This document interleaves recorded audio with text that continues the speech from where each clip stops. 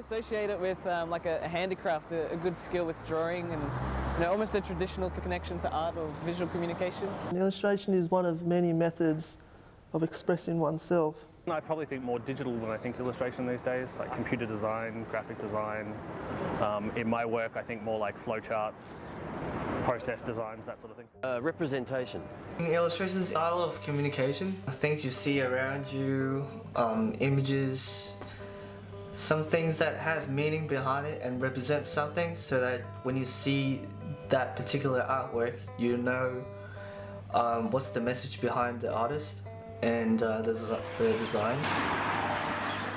Illustration is it's a very hands-on process of communicating ideas and has a lot of the freedom element in it, that you can almost do anything and it doesn't really matter. People can always somehow connect to what you've illustrated. So I think there's that about illustration that I really like.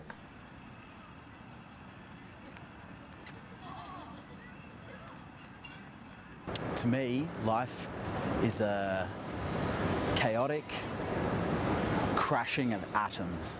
It's quite a big question. For vibrancy. Should be filled with love, joy. Choices, selection. Travel is my sole reason for living. It's stressful, yeah. Love, experience. Yeah, I reckon it's a pretty good topic to talk about, to imagine as well. Happiness. Yeah, happiness. Family being together, laughter. Learning. It's a roller coaster. A challenge. Motion and color. It's more to do with living and doing what you love.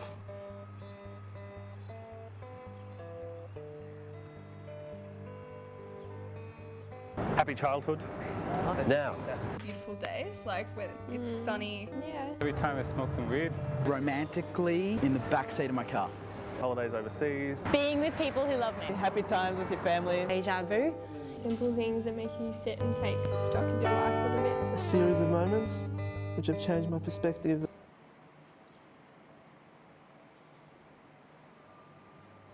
Yeah, I still imagine a lot of things today. Like, for example, a huge bicycle that you're gonna ride, like maybe that reaches 4 stories high, and once you fall, you die. Those sort of things. Using the human body as a canvas, we sort of try to portray those interviews through our illustrations. And what I did was basically use everyday things, like things that were immediately available to me. I'm trying to get creative with that and working with that raw approach towards it, let's say. I think that's where creativity lies, seeing potential in some things that we don't normally associate, in this case, illustrating ideas with. I used to be the only one who's doing all these decorations, because number one, nobody gives a shit about it. Imaginations.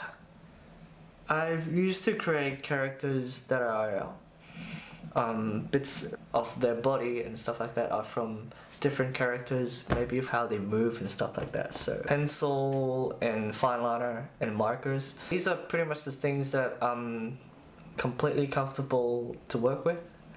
And I just sort of add tones and like just anything that comes into my mind, and like mainly their characters.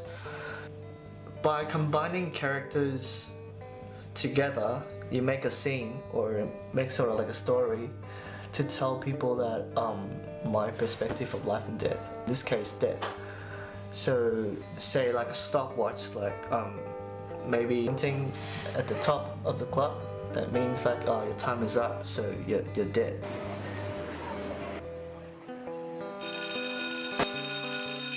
Death is inevitable. Dark, scary. Death is rebirth. End, but it could be the beginning. Renewal. Darkness. Silence, emptiness, crows. Like old school cemeteries, like 80s horror style stuff. It's black, it's nothing. When I think about death, it is another version of life, so pretty much everything, but it could be in a total negative way. Yeah, as I said, a parallel universe.